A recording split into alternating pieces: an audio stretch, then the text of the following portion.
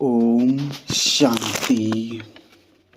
आज 13 फरवरी है।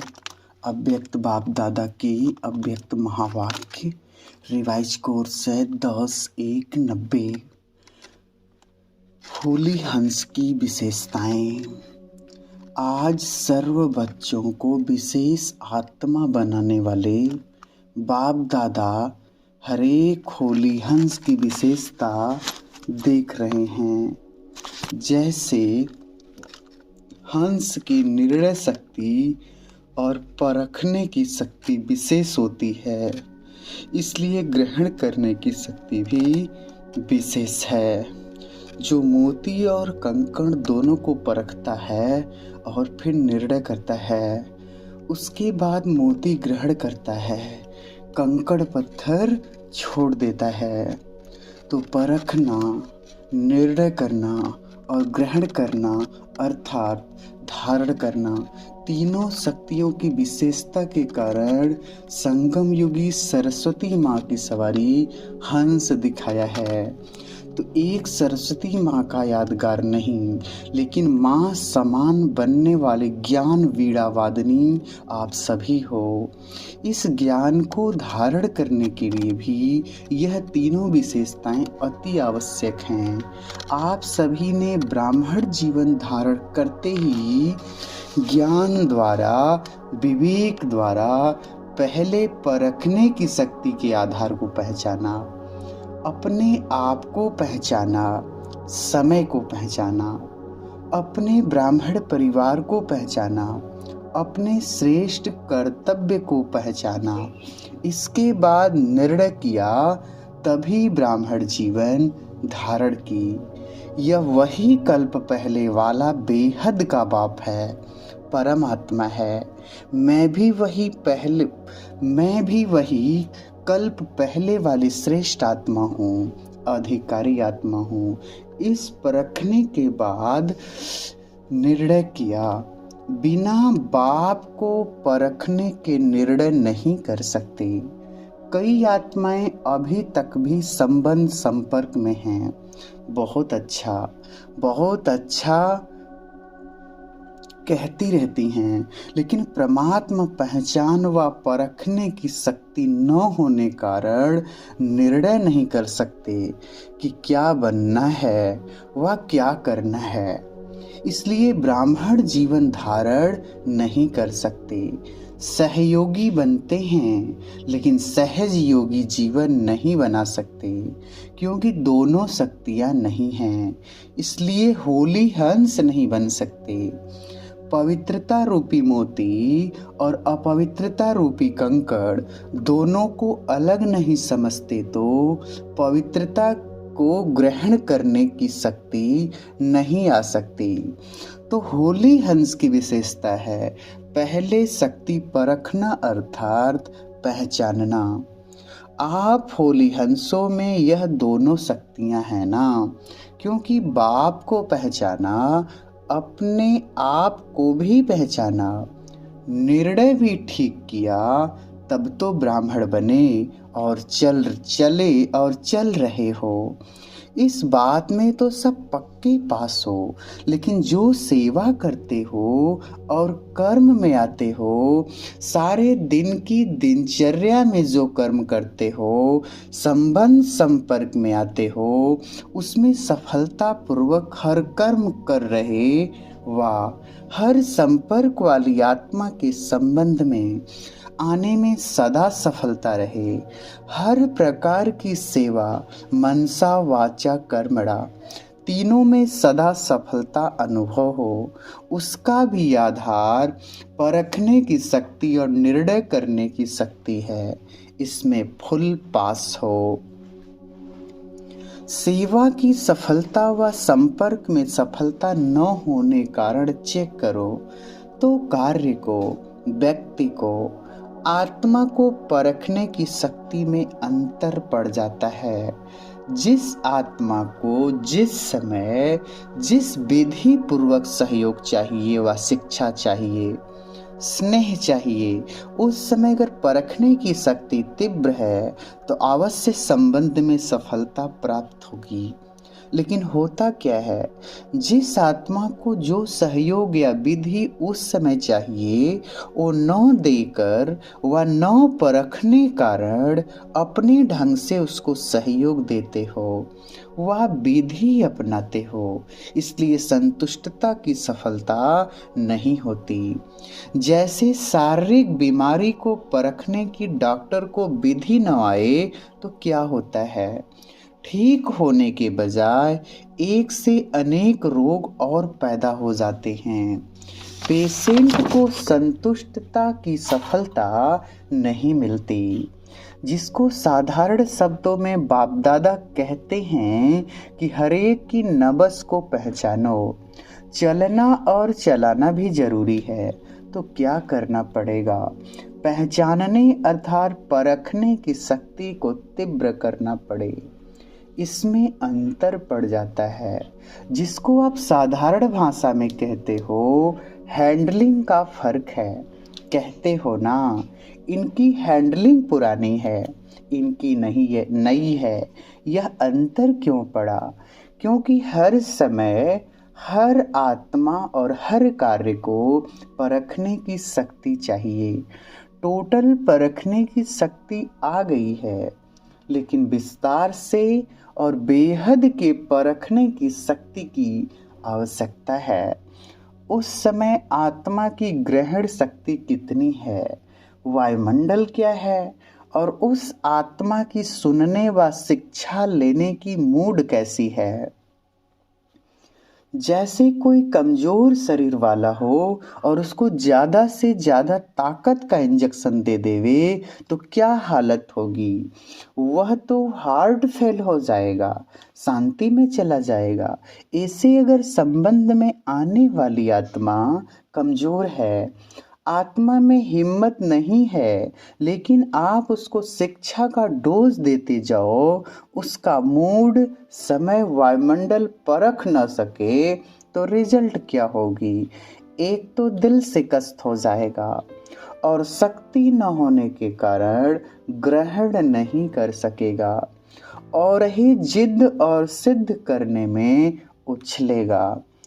आपने तो अच्छी भावना से किया, लेकिन सफलता न मिलने का कारण परखने और निर्णय करने की शक्ति कम है, इसलिए सफलता मूर्त बनने में परसेंटेज हो जाती। तो सारे दिन के कर्म और संबंध में परखने की शक्ति की आवश्यकता हुई ना, इसलिए शिक्षा भल दो, लेकिन सब बातों को परख कर फिर कदम उठाओ। ऐसे ही सेवा के क्षेत्र में भी अगर आत्माओं की आवश्यकता इच्छा परखने के बिना कितना भी अच्छा ज्ञान दे दो, कितनी भी मेहनत कर लो, लेकिन सफलता नहीं होगी। अच्छा कहना तो एक रीति रस्म हो गई है, क्योंकि आप कोई बुरी बात तो कहते भी नहीं हो, लेकिन जो सफलता का लक्ष्य रखते हो उसमें समीप अनुभव करो। उसके लिए परखने की शक्ति अति आवश्यक है। जैसे कोई मुक्ति का इच्छुक है और उसको अब जीवन मुक्ति और मुक्ति दोनों भी दे दो, लेकिन वह रुचि नहीं रखेगा। पानी के प्यासे को 36 प्रकार का भोजन दे दो, लेकिन वह संतुष्ट पानी की बूंद से ही होगा, न कि भोजन से। तो मुक्ति के इच्छुक को परख कर अगर उसको मुक्ति के बारे में स्पष्टीकरण देंगे तो उसकी इच्छा भी बढ़ेगी और जीवन मुक्ति में परिवर्तन भी हो जाएंगे। किसको धारणा की बातें सुनना अच्छा लगता है, उसको आप कल्प 5000 वर्ष का व गीता का भगवान कौन है यह बताना शुरू कर दो तो और ही इंटरेस्ट खत्म हो जाएगा। इसलिए सेवा में भी आत्मा की स्थिति व उसकी आस्था क्या है उसको परखना आवश्यक है। तो सेवा में सफलता का आधार किस शक्ति पर हुआ, परखने की शक्ति चाहिए। चाहे अज्ञानी आत्माओं की सेवा, चाहे सेवा साथियों की सेवा, दोनों में सफलता का आधार एक ही है। तो होली हंस की विशेषता सबसे पहले परखने की शक्ति को बढ़ाओ। परखने की शक्ति यथार्थ है, श्रेष्ठ है तो निर्णय भी यथार्थ होगा, और आप जिसको जो देना चाहते हो वह उसमें ग्रहण करने की शक्ति स्वतः ही होगी। और क्या बन जाएंगे? नंबर 1 सफलता मूर्त। तो चाहे सेवा में चाहे संबंध में, लक्ष्य को प्राप्त करने के लिए इस लक्षण को धारण करो। तो सारे दिन में यह चेक करो, सारे दिन की दिनचर्या में परखने की शक्ति कहाँ तक यथार्थ भी है और कहाँ करेक्शन एडिशन करने की आवश्यकता रही। करने के बाद करेक्शन अपने आप होती जरूर है, क्योंकि दिव्य बुद्धि का वरदान सबको मिला हुआ है। चाहे समस्या के वश, समय व परिस्थिति के वश, व कोई आत्माओं के संग के वश, व माया द्वारा मनमत के वश, उस समय परवश हो जाते हैं। लेकिन समय, परिस्थिति, संग का प्रभाव, मनमत का प्रभाव जब हल्का हो जाता है, फिर दिव्य बुद्धि अपना काम करती है, जिसको आप लोग कहते हो जोश से होश में आ गए। फिर महसूस होता है कि यह करेक्शन व एडिशन होनी चाहिए थी, वह करनी है, लेकिन रजिस्टर में वह कर्मों के हिसाब किताब में दाग नहीं, लेकिन बिंदी तो पड़ गई, बिल्कुल साफ तो नहीं रहा। इसलिए कहा जाता है कर्मों की लीला अति गुह्य है। टीचर्स तो कर्मों की लीला को अच्छी रीति जान गई हैं ना। टीचर सारा दिन क्या गीत गाती हैं कि वाह मेरे श्रेष्ठ कर्मों की लीला, कर्मों के गहन गति की लीला नहीं, श्रेष्ठ कर्मों की लीला। दुनिया वाले तो हर कर्म में, हर कदम में कर्मों को ही कूटते रहते हैं कि हाय मेरे कर्म। आप कहेंगे वाह श्रेष्ठ कर्म, अब इसमें और आगे बढ़ो कि सदा वाह श्रेष्ठ कर्म हो, साधारण कर्म नहीं। कर्मों को कोटना तो खत्म हो गया, लेकिन श्रेष्ठ कर्म हो इसमें अंडरलाइन करना। अगर मिक्स कर्म है, साधारण भी है, श्रेष्ठ भी है, तो सफलता भी मिक्स हो जाती है। अभी विशेष अटेंशन यह देना है कि साधारणता को विशेषता में परिवर्तन करो। इस पर भी कभी सुनाएंगे कि बाप दादा हरेक की रोज की दिनचर्या में क्या क्या देखते हैं, साधारणता कितनी है और विशेषता कितनी है, यह रिजल्ट देखते रहते हैं। बाप दादा के पास देखने के साधन इतने हैं जो एक ही समय देश विदेश के सभी बच्चों को देख सकते हैं। अलग अलग देखने की आवश्यकता नहीं, 5 मिनट में सबका पता लग जाता है। बच्चों की वाह वाह के गीत भी गाते हैं, साथ साथ सामान बनाने की एम से चेक भी करते हैं। सुनाया था ना कि बाप के स्नेह व बाप की पहचान, इसमें तो सब पास हो, और कभी कभी तो कमाल के काम भी करते हो। अच्छी कमाल है, नौ की धमाल वाली कमाल। कोई कोई बच्चे धमाल की भी कमाल करते हैं ना, होती धमाल है लेकिन कहते यह तो हमारी कमाल है। इसलिए बाप दादा कहते हैं परखने की शक्ति को बढ़ाओ, अपने कर्मों को भी परख सकेंगे और दूसरों के कर्मों को भी यथार्थ परख सकेंगे। उल्टे को सुलटा नहीं कहेंगे, यह परखने की शक्ति की कमी है। और सदा एक बात याद रखो, सबके लिए कह रहे हैं, कभी भी कोई ऐसा व्यर्थ व साधारण कर्म करते हो और अपने आप को पहचान नहीं सकते हो कि यह राइट है व रंग है, तो जब ऐसी परिस्थिति आती है, वशीभूत हो जाते हैं, उस समय ऐसी परिस्थिति में सिद्धि को प्राप्त करने की श्रेष्ठ विधि क्या है? क्योंकि उस समय अपनी बुद्धि तो वशीभूत है। राइट को भी रॉन्ग समझते हो और रॉन्ग को रॉन्ग नहीं समझते हो, राइट समझते हो। फिर जिद करेंगे या सिद्ध करेंगे, यह निशानी है वशीभूत बुद्धि की। ऐसे समय पर सदैव एक बाप दादा की श्रेष्ठ मत याद रखो कि जिन्हों को बाप ने निमित्त बनाया है, वह निमित्त आत्माएं जो डायरेक्शन देती हैं उसको महत्व देना चाहिए। उस समय यह नहीं सोचो कि निमित्त बने हुए शायद कोई के कहने से कह रही हैं, इसमें धोखा खा लेते हो। निमित्त बनी हुई श्रेष्ठ आत्माओं द्वारा जो शिक्षा व डायरेक्शन मिलते हैं उसको उस समय महत्व देने से अगर कोई बुरी बात भी होगी तो आप जिम्मेवार नहीं। जैसे ब्रह्मा बाप के लिए सदा कहते हैं, अगर ब्रह्मा द्वारा कोई गलती भी होगी तो वह गलती भी बदल के आपके प्रति सही हो जाएगी। तो ऐसे निमित्त बनी हुई आत्माओं प्रति कभी भी यह व्यर्थ संकल्प नहीं उठना चाहिए। मानो कोई ऐसा फैसला भी दे देते हैं जो आपको ठीक नहीं लगता है, लेकिन आप उसमें जिम्मेवार नहीं हैं। आपका पाप नहीं बनेगा, आपका काम ठीक हो जाएगा, क्योंकि बाप बैठा है। बाप पाप को बदल लेगा।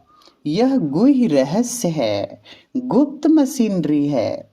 इसलिए निमित्त बनी हुई श्रेष्ठ आत्माओं के श्रेष्ठ डायरेक्शन को महत्व से कार्य में लगाओ। इसमें आपका फायदा है, नुकसान भी बदलकर फायदे में हो जाएगा।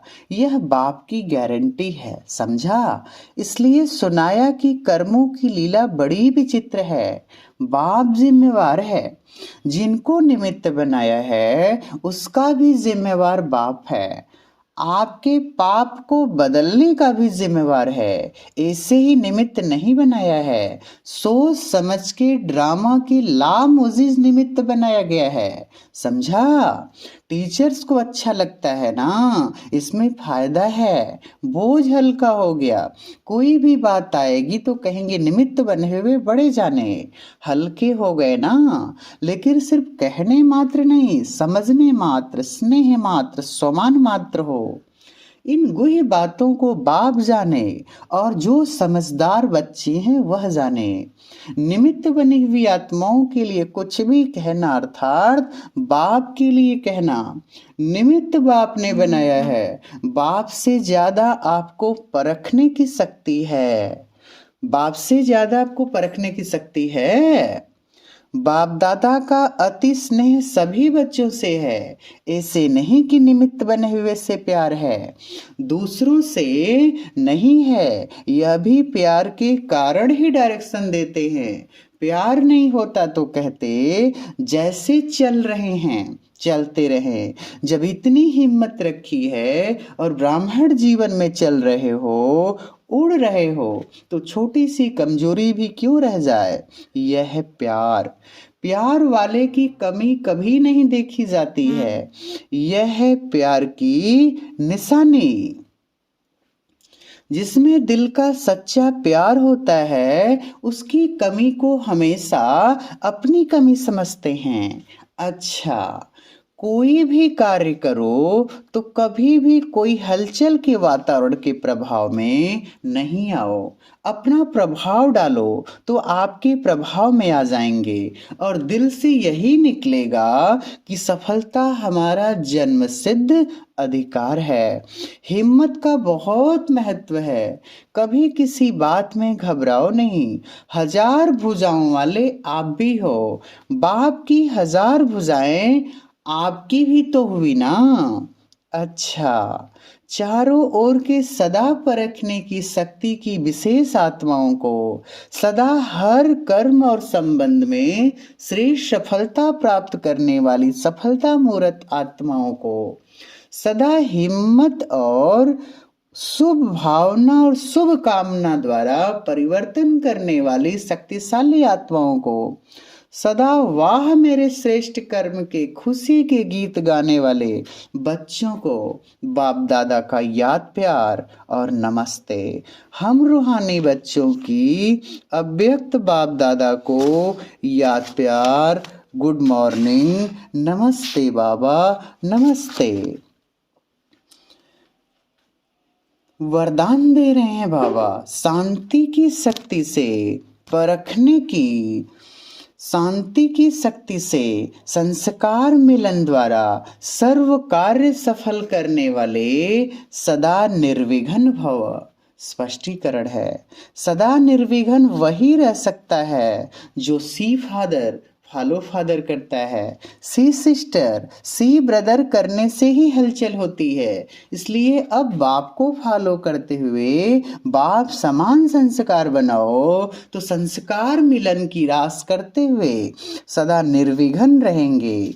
शांति की शक्ति से अथवा शांत रहने से कितना भी बड़ा विघ्न सहज समाप्त हो जाता है और सर्व कार्य स्वतः संपन्न हो जाते हैं। स्लोगन है, त्रिकालदर्शी वह है जो किसी भी बात को एक काल की दृष्टि से नहीं देखते, हर बात में कल्याण समझते हैं। अच्छा, ओम शांति।